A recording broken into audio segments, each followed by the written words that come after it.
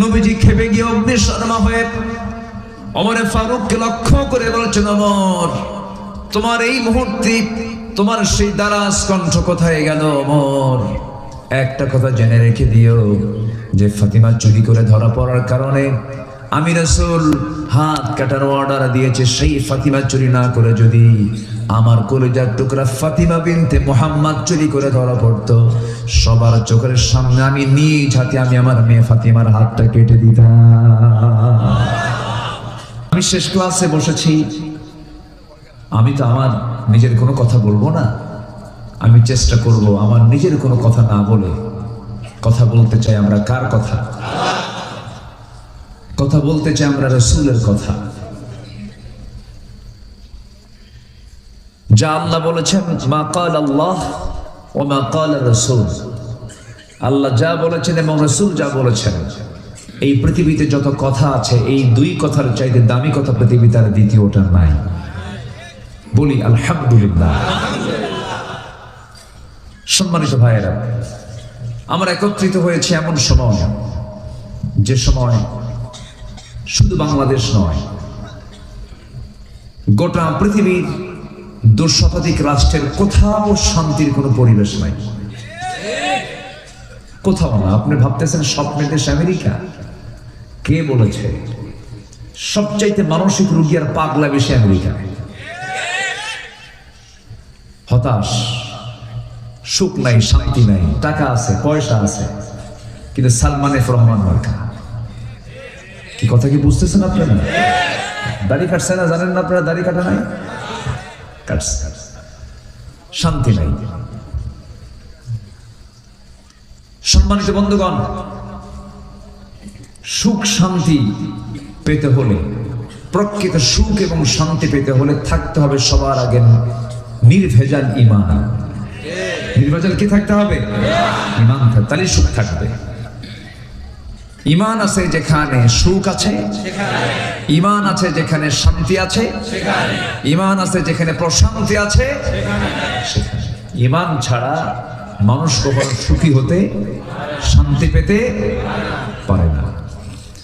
সম্মানিত ভাইয়েরা, অনেক কথা আছে, আস্তে আস্তে করে বলবো আমরা। গোটা পৃথিবীতে 56টি মুসলিম রাষ্ট্র, 2 শতাধিক রাষ্ট্রের মধ্যে 56টি মুসলিম রাষ্ট্র, যার জনসংখ্যা প্রায় 200 কোটি। মোট জনসংখ্যা 800 কোটির 1/4, প্রতি 4 জন 1 জন করে মুসলমান গোটা পৃথিবীতে এখন। এবং বিশ্বের শীর্ষ ধনীর তালিকায় প্রথম দিকের 10 রাষ্ট্রের মধ্যে একাধিক রাষ্ট্রগুলোই হচ্ছে মুসলিম। প্রাকৃতিক সম্পদ, খনিজ সম্পদের দিক থেকে ম্যাক্সিমাম সম্পদ আজকে মুসলমানদের নিয়ন্ত্রণে। এত কিছু পজিটিভ থাকার পরেও মুসলমানদের প্রথম কিবলা বাইতুল মুকাদ্দাস আজকে আক্রান্ত। গোটা পৃথিবীর মুসলমান আজকে মার খাচ্ছে, কম না বেশি? বেশি। আমার দেশের মানুষকে রক্তাক্ত করছে। চট্টগ্রামের এক আল্লাহওয়ালা বলবো আমি, 5 ওয়াক্ত নামাজি, মুসলিমদের পক্ষে সে ওকালতি করতো। মুসলিম, নতুন মুসলিম যারা হয়েছে তাদের পক্ষে ওকালতি করত।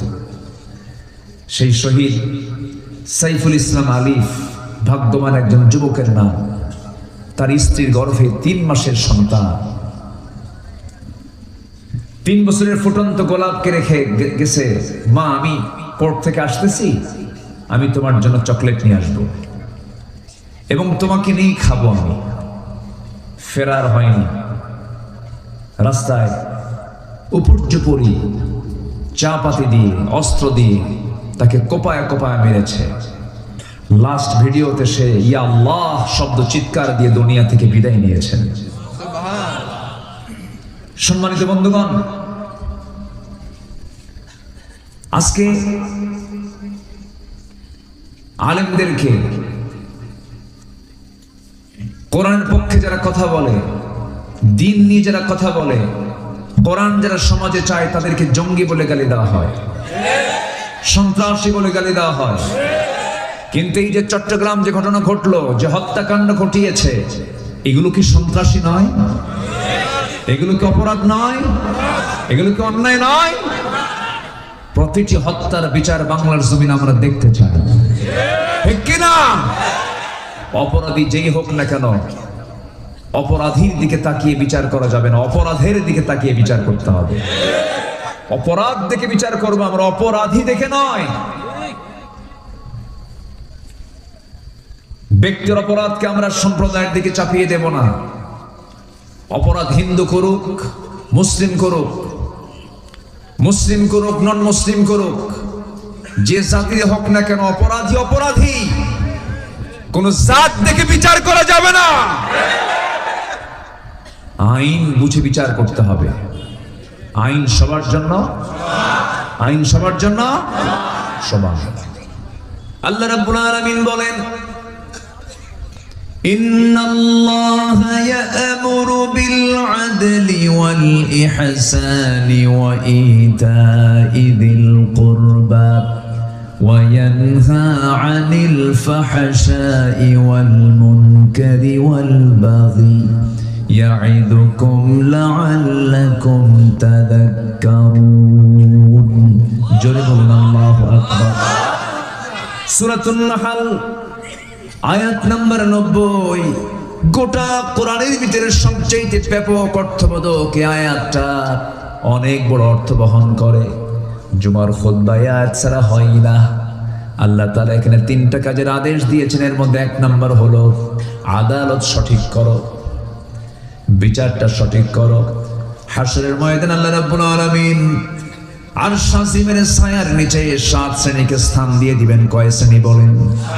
এর মধ্যে 1 নাম্বার বানিয়ে দিয়েছেন ইমামুন আদিলুন, যারা ন্যায় বিচারপতি।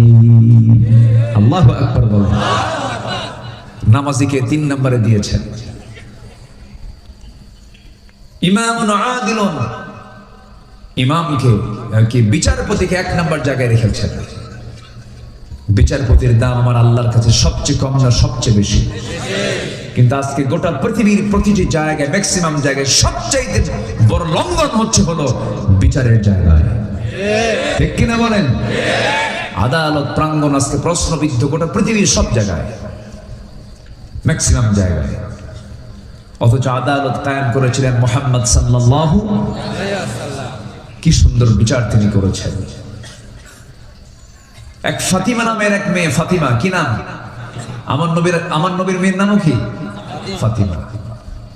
ফাতিমা নামের একজন মেয়ে সম্ভ্রান্ত পরিবারের, চুরি করে ধরা পড়েছে। নবীর কাছে যখন সংবাদ এলো, রাসূল বললেন হাতটা কেটে দাও। কোনো কথা নাই, হাত কেটে ফেলো। আস-সারিকু ওয়াস-সারিকাতু ফাকতাউ আইদিয়াহুমা, হাত কেটে ফেলে দাও।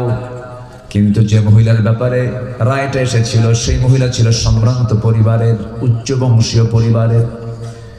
কি করা যায়?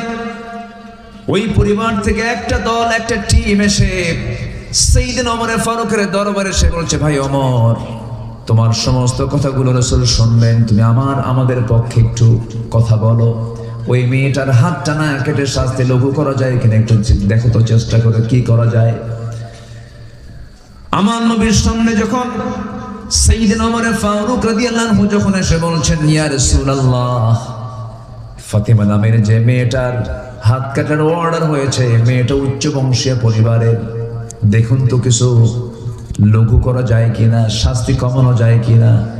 আমার নবীজির সেই সময় চক্ষুটা রক্তিম আকার ধারণ করলো। আমার নবীজি খেপে গেলেন, রেগে গেলেন, চেহারা লাল টকটকে হয়ে গেছে। নবীজি খেপে গিয়ে অগ্নিশর্মা হয়ে ওমর ফারুককে লক্ষ্য করে বলছেন, ওমর, তোমার এই মুহূর্তে তোমার সেই দারাজ কণ্ঠ কোথায় গেল? ওমর, একটা কথা জেনে রেখে দিও যে ফাতিমা চুরি করে ধরা পড়ার কারণে আমি রাসূল হাত কাটার অর্ডার দিয়েছে। সেই ফাতিমা চুরি না করে যদি আমার কলিজার টুকরা ফাতিমা বিনতে মুহাম্মদ চুরি করে ধরা পড়তো, সবার চোখের সামনে আমি নিজ হাতে আমি আমার মেয়ে ফাতিমার হাতটা কেটে দিতাম। জোরে বলি আল্লাহু আকবার। এটার নাম হলো বিচার। দুনিয়াতে যার ওজন ঠিক থাকবে,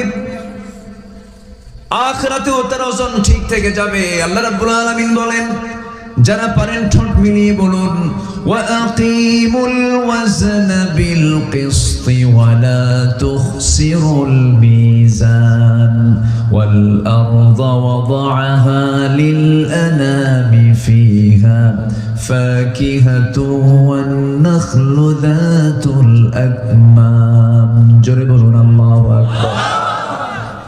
ওয়াল হাব্বু যুল আসফি ওয়ার রাইহান। আওয়াজ দিয়ে সবাই বলুন ফাবিআইয়ি আলা'i রাব্বিকুমা তুকাযযিবান। জোরে বলুন আল্লাহু আকবার।